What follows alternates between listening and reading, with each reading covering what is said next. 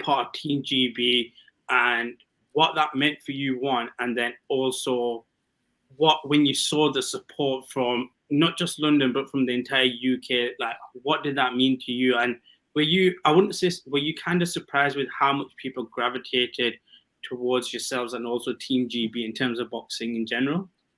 Sorry, before Natasha speaks here, can I just get a couple of comments straight here? First woman to qualify. I'll let Natasha just complete the dialogue here. Thank you. Yeah, thanks in advance.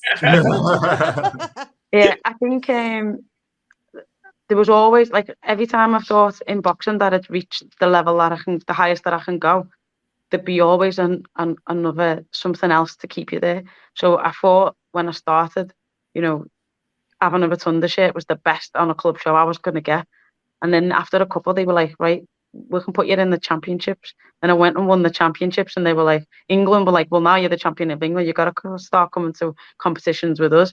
So then I started going to competitions with England. And after a couple of years there, they were like, okay, now there's whispers of it becoming a Olympic sport. So that kept me there. And then, you don't just get on the team. You had to go through assessments and be selected. There was only 9 funded places, and I got through after all the assessments for like 6 months as one of the 9. Then I'm competing when you think the hard work's done. I'm competing against Amanda Coulson, Ruth Raper, Chantal Cameron, all to be the one person selected to go to the qualifiers. It's not like many other sports. We don't get a time. We don't have to reach, a certain distance and whatever, or you have to qualify, and you have to qualify against the best in the world. We had one opportunity to do that after competing with Miho, even to be that person selected. When I finally got the nod in the May of 2012 to go, you're going to the first ever tournament for females in the Olympics. So there's more countries than ever before. There's more opponents than ever before because of that. And there was only 3 Olympic weights and 1 shot to qualify. So, it was the busiest world championships ever, I think, recorded. And we had to box, like, I think four times in 5 days. And I still hadn't qualified. I was broken. I was literally a broken woman.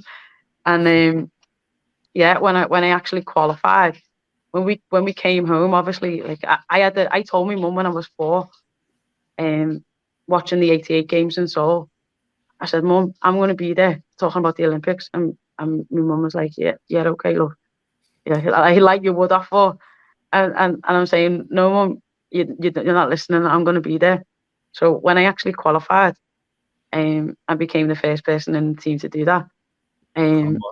That when I went home and like celebrated with my mum, like that was a big moment. And my mum was crying her eyes out, and I just couldn't. I'd been emotional, but I couldn't understand why she was so tearful. I was like, Mum, what's up? And she was like, you've done 105 different sports. Thought you'd be successful at football. You had your injury, you come back. You've never cared about what your mates did, because none of my mates play football or do boxing. You've always stayed true to yourself, believed in yourself, worked hard, tried your best, never give up.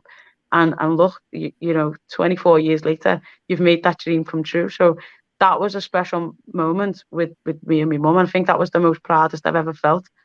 And